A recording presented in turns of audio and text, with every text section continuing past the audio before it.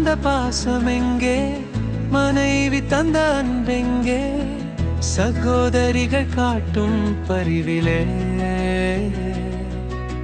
சொர்க்கம் கண்டேன் இவ்வுலகிலே. புலம்பெயர்ந்த மண்ணிலே புதிய உறவுகள் கிடைத்ததே, அன்பு காட்டும் சகோதரிகள் பலர் என் வாழ்வின் பெரும் பாக்கியமே. அன்பே சிவம் என்ற தமிழின் சொல்லும், அன்புடையார் எல்லாம் உடையார் குரலும், உறவுகள் வாழ்வின் செல்வம் என்றே உள்ளத்தில் இன்று உணர்த்துதம்மா.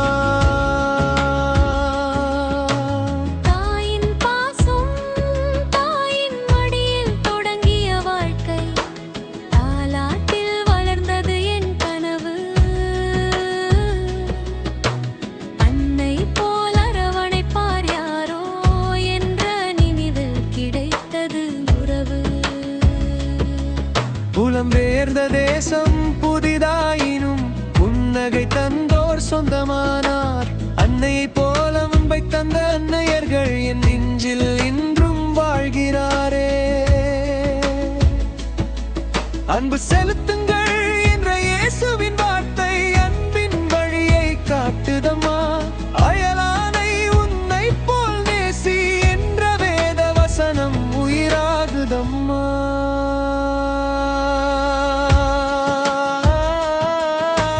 மனைவியின் அன்பு வாழ்க்கை பாதையில் துணையாக வந்து வலியும் சுமையும் பகிர்ந்தவளே.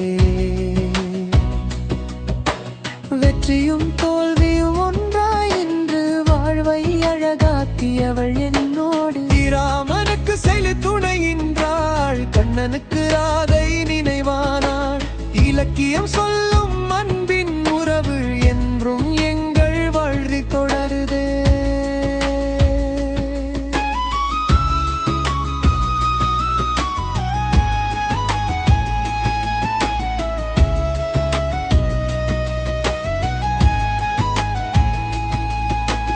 அன்பும் மரமும் துணையாக இருந்தா இல்லறம் கோயிலாகும் என்பாரே.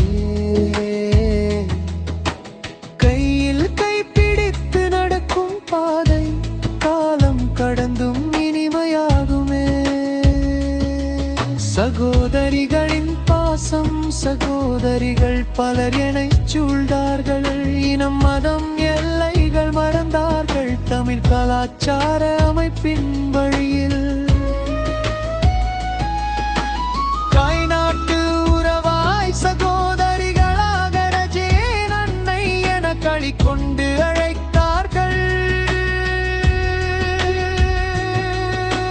யாதும் ஊரே யாவரும் கேளீர் என்ற தமிழரின் உயர்ந்த சிந்தனை. புலம்பெயர் மண்ணில் உண்மையாது புதிய உறவுகள் ஆனந்தம் ஆனந்தமே. கௌரவரும் பாண்டவரும் இதிகாசம் சொல்லும் உறவின் பலமும் சோதனையும். ஆனால் அன்பால் இணையும் மனித உறவுகள் அழியாத காவியம். என் அன்பான தாய் போல சிலர் மனைவி ஒருவர், சகோதரி போல பல அன்பான சகோதரிகள் என் வாழ்வில் இறைவன் தந்தவரங்கே. மதம் வேறாயினும் மணந்தள் என்ற மொழி ஒன்றாயினும் உள்ளங்கள் உண்டோ. தமிழ கலாச்சார உறவுகள் வழியில்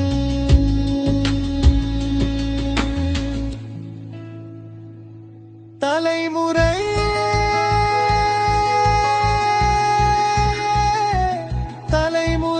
தலைமுறையாய் தொடரட்டுமே. தாய் தந்த பாசம் எங்கே, மனைவி தந்த அன்பெங்கே, சகோதரிகள் காட்டும் பரிவிலே சொர்க்கம் கண்டேன் இவ்வுலகிலே. புலம்பெயர்ந்த மண்ணிலே புதிய உறவுகள் கிடைத்ததே, அன்பு காட்டும் சகோதரிகள் பலர் என் வாழ்வின் பெரும் பாக்கியமே.